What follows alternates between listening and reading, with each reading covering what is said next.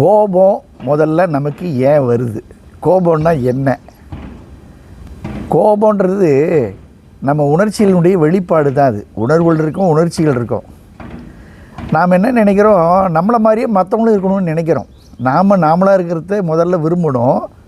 ஆனால் நம்மளை மாதிரியே மற்றவங்களும் இருக்கணும் அப்படின்னு நினைக்கிறோம் பார்த்தீங்களா? அப்போ தான் இந்த சிக்கல் வருது. நாம் நினைக்கிற மாதிரி அவங்க நடக்கணும், நாம் என்ன பெர்ஃபெக்டாக இருக்கிறோமோ அதே மாதிரி நடக்கணும். இப்படிலாம் நம்முடைய எதிர்பார்ப்புகள் நிறைய இருக்கும்.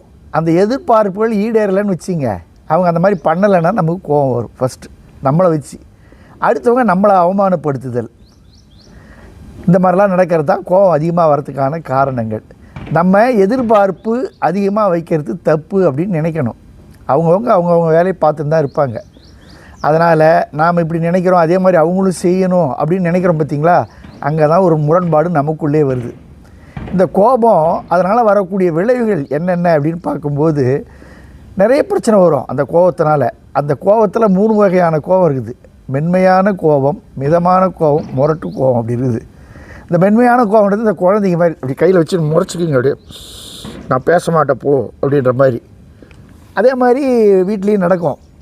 அது ஒரு 1 or 2 டேஸில் சரியாயிடும். இல்லை சில நேரம் 15 நிமிஷம் 20 நிமிஷத்தில் சரியாயிடும் அந்த கோபம்லாம். அது மென்மையான கோபம். மிதமான கோபம் இன்னும் கொஞ்சம் வேகமாக போகும். ஏதாவது சரியாக சமைக்கிறது கிடையாது, எந்த வேலையும் செய்கிறது கிடையாது, அப்படி போகும். இந்த முரட்டு கோபம் தான் சுத்தமாக இருக்கக்கூடாது. கண்மூடித்தனமான கோபம்னுவாங்க, கண்ணு மண்ணு தெரியாத கோபம்னு சொல்லுவாங்க. அந்த மாதிரிலாம் இருக்கக்கூடாது. அதனால் விளைவுகள் ரொம்ப மோசமாக இருக்கும்.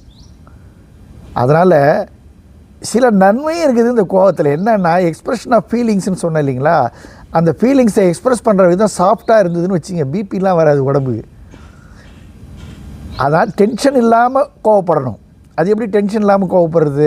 ஆனால் இல்லை, நான் உங்கள்கிட்ட பேச விரும்பலை, நீ அதை பண்ண இதை பண்ண எப்படி இப்படியே பண்ணிட்டு தெரியுமா, எவ்வளோ என் மனசு காயமாக போச்சு தெரியுமா அப்படின்னு புலம்பி தீக்கிறது. அதில் பிபி கம்மியாகும். அதனால் நம்ம இந்த கோபத்தை வகைப்படுத்திக்கணும். முதல்ல கோபப்படுறதை குறைச்சிக்கிறதுக்கு நம்ம மனசை நாம் கட்டுப்படுத்திக்கணும். இதுதான் திருவள்ளுவர் என்ன சொல்லியிருக்காரு? தன்னைத்தான் காக்கின் சினம் காக்க காவாக்கால் தன்னையே கொல்லும் சினம் அப்படின்னு சொல்லுவார். அதனால் நம்ம வாழ்க்கையை முதல்ல புரிஞ்சிக்கணும். முதல்ல காதல் இருக்கணும், புரிதல் இருக்கணும், மதிப்பு மரியாதை இருக்கணும். நான் ஒரு புக்கு கூட படித்தேன், ஹரிணின்னு ஒருத்தவங்க என்ன அவள்னு எழுதியிருக்காங்க. மிக அருமையான புத்தகம். பெண்களை அவ்வளோ உயர்வு, அவங்களுடைய எண்ணங்கள், அவள் என்னுள் இருக்கும் அவள் அப்படின்றத ரொம்ப அருமையாக காமிச்சிருந்தாங்க. ஒருத்தர் புரிஞ்சிக்கினாவே இந்த கோபம்லாம் வராது.